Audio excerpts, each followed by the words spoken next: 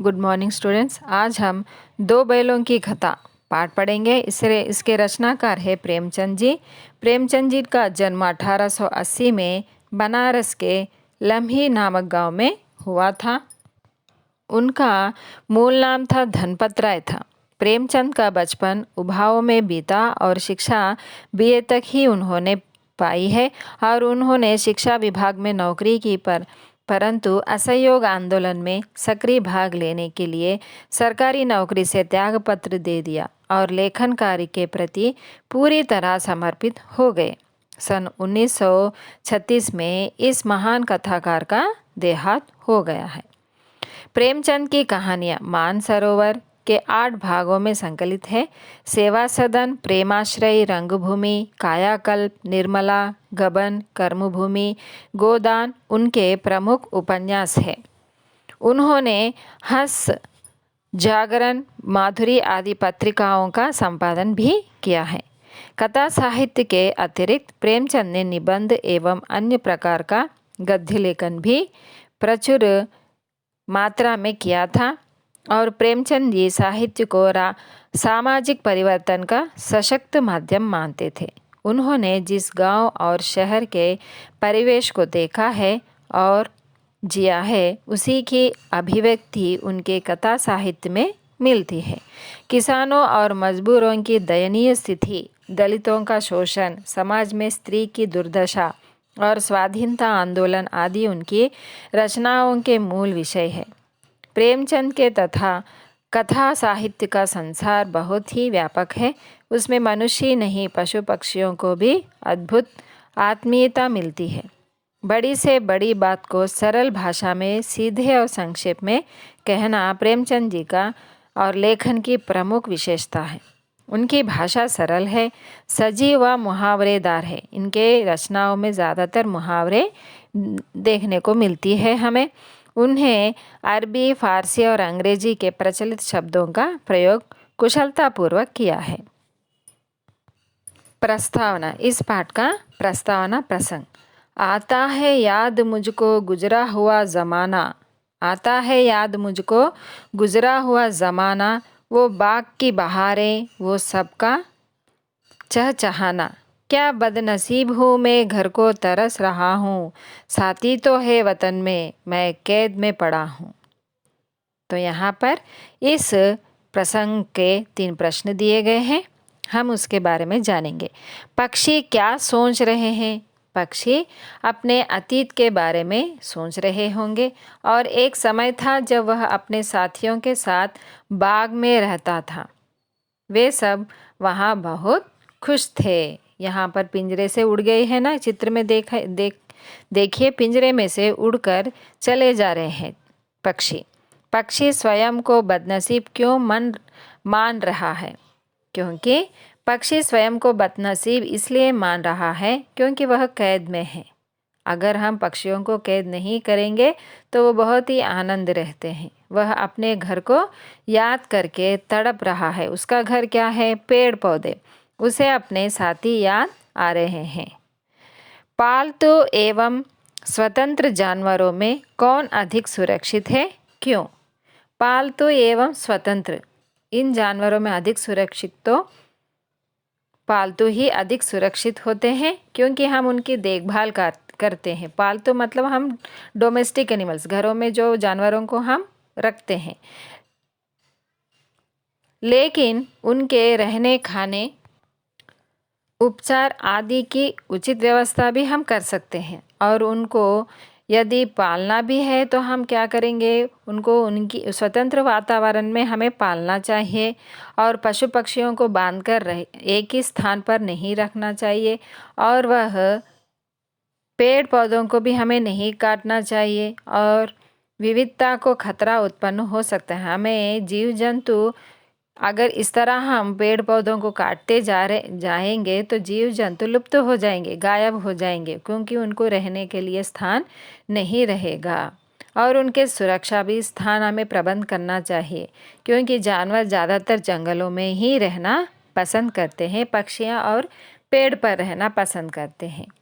इसीलिए हमें जानवरों को ज़्यादातर घरों में नहीं पालना चाहिए, उन्हें स्वतंत्रता से रहने के लिए छोड़ देना चाहिए। उनके स्वाभाविक वातावरण मुहैया कराते हुए रखा जाना चाहिए। इस पाठ की भूमिका। दो बैलों की कथा के माध्यम से प्रेमचंद ने कृषक समाज और पशुओं के भावात्मक संबंध का वर्णन किया है।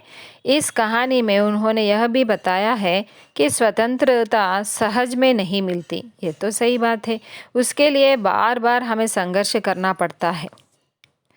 और इस प्रकार परोक्ष रूप से यह कहानी आज़ादी के आंदोलन की भावना से जुड़ी है। इसके साथ ही इस कहानी में प्रेमचंद ने पंचतंत्र और हितोपदेश की कथा परंपरा का उपयोग और विकास किया है। इस पाठ में जानवरों में गधा जो सबसे ज़्यादा बुद्धिमान होता है उसे बुद्धिमान समझा जाता है, और हम जब किसी आदमी को महामूर्ख कहना चाहते हैं तो उसे हम क्या कहते हैं, गधा कहकर बुलाते हैं। लेकिन वास्तव में गधे को उसके सीधेपन की सज़ा मिलती है, क्योंकि वह कुछ नहीं कहता है। आज के समाज में सीधे साधे लोगों को मूर्ख ही समझा जाता है, क्योंकि हमसे वह क्या कराते हैं, गधे की मेहनत करवाते हैं और हम कुछ नहीं कह पाते हैं। गधे का ही एक और मित्र है बैल, यह गधे का छोटा भाई है। इसीलिए लगभग इसी पर्याय में बछिया के ताऊ शब्द का भी प्रयोग किया गया है। तो इस पाठ में गधे को क्या कहा गया है, बुद्धिहीन। और गधे का छोटा भाई किसे माना गया है, बैल को। इस पाठ में हीरा मोती और झूरी जो है, हीरा मोती जो बैल है उसका मालिक है। हीरा और मोती दोनों बैल उन दोनों में बहुत ही भाईचारा था, और दोनों एक दूसरे के मूक भाषा में, मतलब जो बैल अपनी भाषा में बात करते हैं उसी भाषा में विचार विनिमय करते थे, और एक दूसरे को चाटकर और सूंघकर अपना प्रेम प्रकट करते थे। कभी दोनों बहुत ही खेलते थे और दोनों साथ में खाना खाते थे, और दोनों में बहुत ही घनिष्ठता होती थी, दोस्ती की घनिष्ठता होती थी, और वह बहुत खेलते थे। और दोनों बैल जब हल चलाते समय भी एक दूसरे से खेलते हुए दोनों हल चलाते थे, और अपनी थकावट को दूर करने के लिए एक दूसरे को चाटकर अपनी थकावट दूर करते थे। नान में खली भूसा पड़ने के बाद दोनों साथ मुंह डालते और साथ ही मुंह निकाल लेते, मतलब दोनों साथ ही खाना खाते थे और साथ ही पानी भी पीते थे। झूरी ने क्या किया, एक दिन उसने अपने दोनों बैलों को ससुराल भेज दिया, मतलब अपनी पत्नी के घर भेज दिया, क्योंकि वह झूरी जो मालिक था उन बैलों को अपने ससुराल मतलब पत्नी के घर भेजना चाहता था। उसका जो साला था, पत्नी का भाई जो था, गया था उसके घर। उन दोनों बैलों को खेत में काम काज के लिए उसने उसके साथ भेजा, परंतु ये दोनों बैल उसके साथ जाना नहीं चाहते थे। उसी दिन वह दोनों उस गया को उन दो बैलों को ले जाने में बहुत परेशानी हुई, और उसने जिस दिन उस दोनों बैलों को ले गया, उसी रात दो बैल भागकर फिर वापस घर आ गए। जब झूरी प्रातःकाल सोकर उठा तो दोनों बैलों को देखकर वह बहुत ही अचरज हो गया। झूरी ने बैलों को देखकर स्नेह से गदगद हो गया, और वह आश्चर्य हो गया, क्योंकि वह उन बैलों को वहाँ पर भेज नहीं सकता था, क्योंकि उसके मजबूरी की वजह से उसने भेज दिया। परंतु उसकी पत्नी फिर नाराज़ हो गई, और उसने उन बैलों को भूसा डालने में नौकर से कह दिया कि इन दोनों बैलों को भूसा मत डालो, ये मेरे भाई के घर से भागकर आ गए हैं, ये कामचोर है। इस तरह उसकी पत्नी ने उन दो बैलों को कहा था और उनको खाना पानी का बंद करवा दिया। फिर गया आया, फिर उन दो बैलों को उसने ज़बरदस्ती ले गया और उन्हें बैलों को साथ इस तरह व्यवहार किया उसने कि मारते हुए उन्हें अपने घर ले गया। उसके पास उसके घर में एक छोटी सी लड़की भी थी। बात बात पर उन्हें मारता था गया, क्योंकि वह उसे नहीं सुनते थे। अचानक एक छोटी सी बालिका ने उन्हें 2 रोटियां दी। रातों में हर रोज़ उन्हें खाने के लिए भी सूखा घास दिया जाता था, पेट भर खाना भी दिया नहीं जाता था। जब गया की बेटी ने हर रोज़ रात को 1 रोटी दोनों बैलों को खिलाया करती थी, हर एक को 1-1 रोटी खिलाया करती थी। वह उस लड़की से दोनों बैलों की दोस्ती हो गई और वह लड़की की माँ मर चुकी थी। यह दूसरी माँ थी। वह भी बहुत ही सौतेली माँ थी। वह बहुत ही सताती थी उस लड़की को। बैलों को देखकर बहुत ही अचरज व्यक्त होता था। उन बैलों ने उसे एक प्रकार की आत्मीयता, उन बैलों की उस लड़की से एक प्रकार की आत्मीयता, मतलब उनसे दोनों में दोस्ती हो गई। दोनों बैलों को भागने में उस लड़की ने सहायता किया, क्योंकि गया उन दोनों बैलों को बहुत ही मारता था, खाने के लिए भी खाना नहीं देता था। उन 2 बैलों की स्थिति उस लड़की से देखा नहीं गया और उसने उन 2 बैलों को भागने में मदद की। वह भागते भागते रास्ते में बहुत दूर तक पहुंच गए और वो दोनों बैल रास्ता भटक गए। अचानक उन्हें रास्ते में एक सांड मिला था। सांड वह उनसे लड़ना चाहता था, परंतु ये दोनों एक साथ उस पर लपके और सांड से उनकी शत्रुता कोई नहीं थी, परंतु उन्हें जाना था, वह जाने नहीं दे रहा था और दोनों ने उसको मारा और उसे भगा दिया। बेचारा सांड क्या करता, जख्मी होकर भाग गया और दोनों की विजय के उन्माद में मटर के खेत में चरने घुस गए और रखवालों ने उन्हें पकड़ लिया और उन दोनों को बैलों को कांजी हाउस में दे दिया। कांजी हाउस किसे कहते हैं? जहाँ पर लावारिस जानवरों को बांधा जाता है और उसे कहते हैं कांजी हाउस। वहाँ पर बहुत सारे बकरियाँ थी, घोड़े थे, गधे थे, भैंस थे, सब जमीन पर मुर्दों की तरह पड़े थे। उन्होंने दीवार तोड़ने की निश्चय किया था। किसने? हीरा और मोती ने। अपने साथ वे इन सभी कैद जानवरों को भी आज़ाद करने के लिए निश्चय कर लिया। आखिरकार दीवार गिराकर ही दम लिया।